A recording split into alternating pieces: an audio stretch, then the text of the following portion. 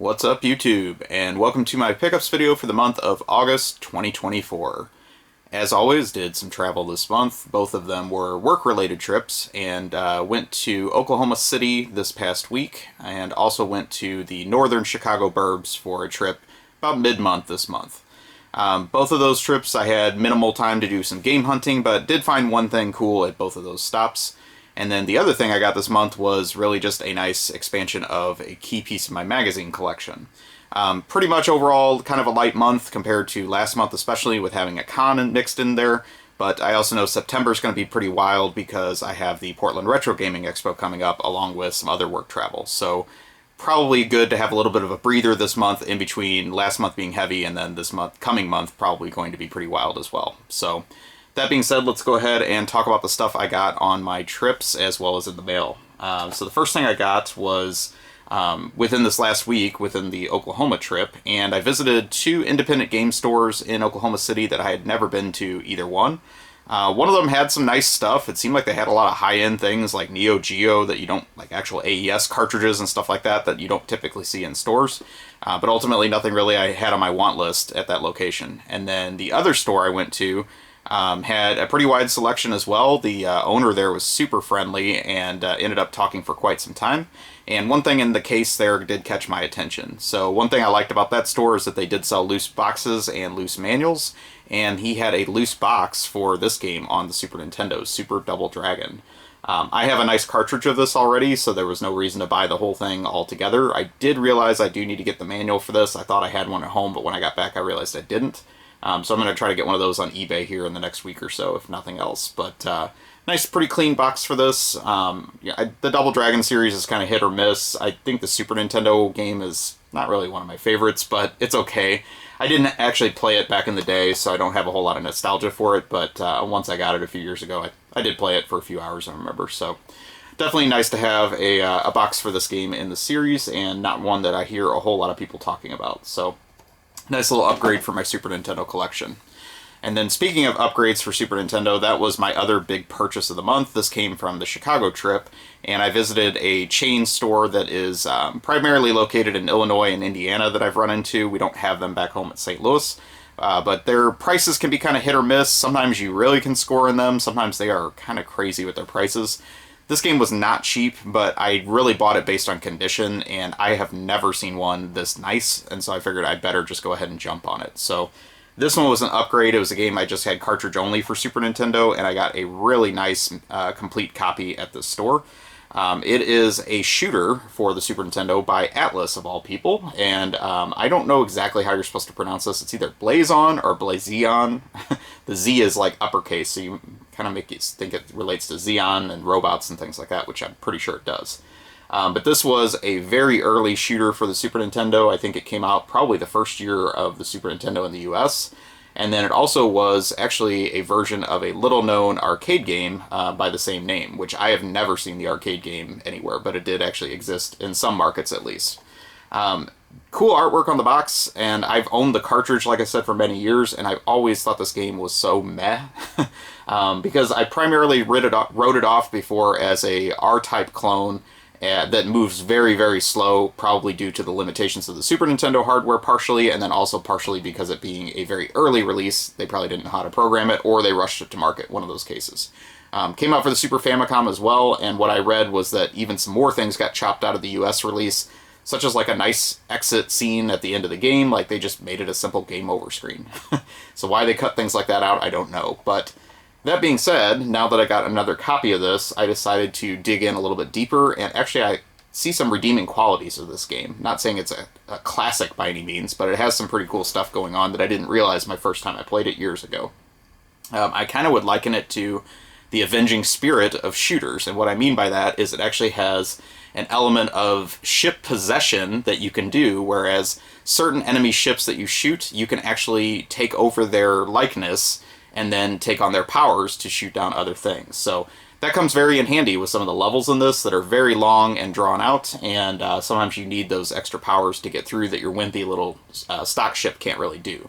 So that kind of opened up a whole other element that I wasn't aware that was in this game. I guess this is one of those reasons you should always read the manual, or at least look it up online, to kind of discover some of the other gameplay mechanics, because it actually makes it a pretty cool game. So the other thing I wanted to show you with this is, this being an early Super Nintendo title, just how much stuff you got with an early Super Nintendo game, and really the ultimate reason I wanted to buy this specific copy, because it had so many things with it. So here you have your nice minty cartridge, beautiful label on that, no main surprises there. Since it's an early game, it came with the dust sleeve that they got rid of in some of the later release titles, but it has all that intact. Then you have your tray, which they changed this over the years and kind of cheapened it out. The early trays were nice, and they had the edge border around the whole thing that held the game in nicely. But they went to a less cardboard version of this in later years. And then some other things that came in the box. So, of course, you had your standard Nintendo Power ad. I think that kind of continued, just with some variations throughout the years. You always got one of those. You got a precautions booklet, which Nintendo was pretty good about throwing those in with the games. Again, no main surprises. You have your manual, which in this case is very crispy. I was really excited to see the condition of this. It looked like nobody had even opened it before. But very, very nice condition manual. Atlas went a little bit further and threw in a warranty card, which I'm sure many copies of this are probably missing by this point. So it is a Atlas-specific warranty card that was thrown in the box. And then what I thought was really cool is it came with a really nice poster for the game. So again, I imagine many of these got thrown out or tacked on a wall and destroyed over the years, but this one had a really minty poster inside the box as well. So really happy to get this. I thought this was cool, and the game artwork actually is kind of neat. It's just the gameplay itself was a little plain, I would say. But yeah, just really neat to find something like that in a store. You know, I'm not going to get it graded or anything like that, but I think of all the copies of this that are out there for open ones, it's probably one of the nicer ones. So very happy to get that, and then I sold off my loose cartridge to fund a little bit of that purchase. So those were the only games I got this month, or actually only one game I got this month. And then I'll talk about the magazines I picked up. So many of you heard the news early in the month that Game Informer magazine is shutting down after whatever it was, 33 years of publication.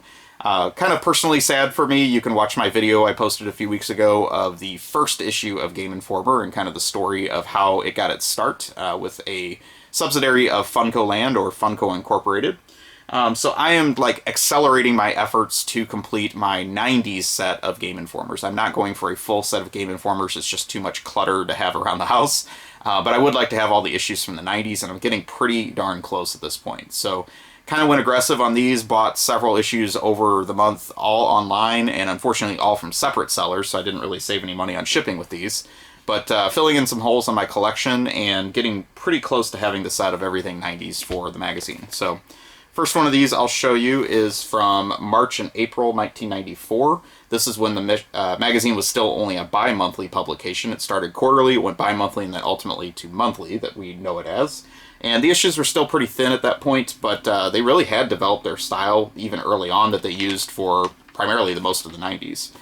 This was a pretty cool issue. It had a review of Castlevania Bloodlines in it. I remember that standing out as I was flipping through it, so I thought that was kind of cool. And then you have this just goofy-ass cover, which is allegedly for NBA Jam, but you don't really see any NBA Jam branded materials on there.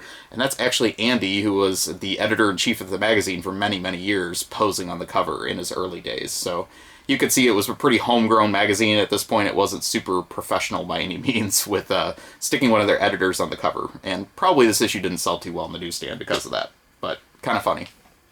And then I also got the last issue I needed from 1994. This one's kind of notable. This is the November 94 issue, and this was the first issue of when they went monthly. And then obviously they stayed monthly throughout the whole rest of the publication up until this year. So kind of cool to see that 30 years later. This is where the publication was picking up steam, I guess. Very packed issue with hot games. This one had Sonic and Knuckles on the cover, which was kind of unique. I don't remember that making a lot of covers at the time. But it also had coverage of Final Fantasy III with a full review of that. It had Contra Hardcore on the Genesis, and then also Donkey Kong Country on Super Nintendo. So Christmas '94 was a pretty jammed season with a lot of games that we take for granted now that all came out kind of around the same time. So very cool to see that. The other thing that was in this issue, I'm trying to flip through and find it. I might not be able to off the top of my head. But it had a really funny 2-page ad from Nintendo that was Donkey Kong Country in theme, and it made it look like it was part of the magazine content, but it actually was propaganda, and it was talking about, you know, with these fantastic graphics of Donkey Kong Country, you don't need a CD-based system. Are you crazy? Forget that 3DO, forget that CDI, forget that Sega CD. Nintendo is where it's at, and look at the graphics we can produce with this game. So thought that was kind of funny, and just how aggressive they were about anti-CD technology. And then here we are years later, and they had several CD and disc-based systems over the years. So that was that issue, which I thought was pretty cool. And then that finishes out my 1994 set, so I have all of those now. 1996 is actually the year that I just have some gaps, and so I figured I found a couple issues from that year, but I still need some more from that particular year. Both of these I thought were cool. They had something that was kind of unique for the game industry of the time, in that they had Sega Saturn games on the cover, which even in its heyday, Sega Saturn didn't really command a whole lot of magazine covers, unfortunately.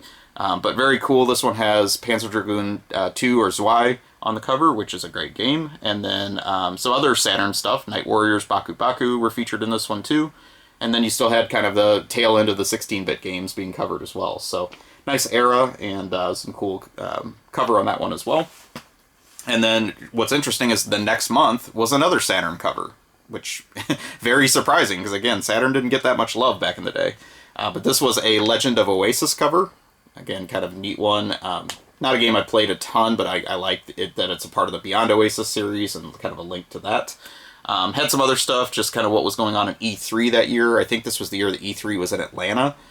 So you got to hear a little bit about that early in its history, and then now that's dead as well.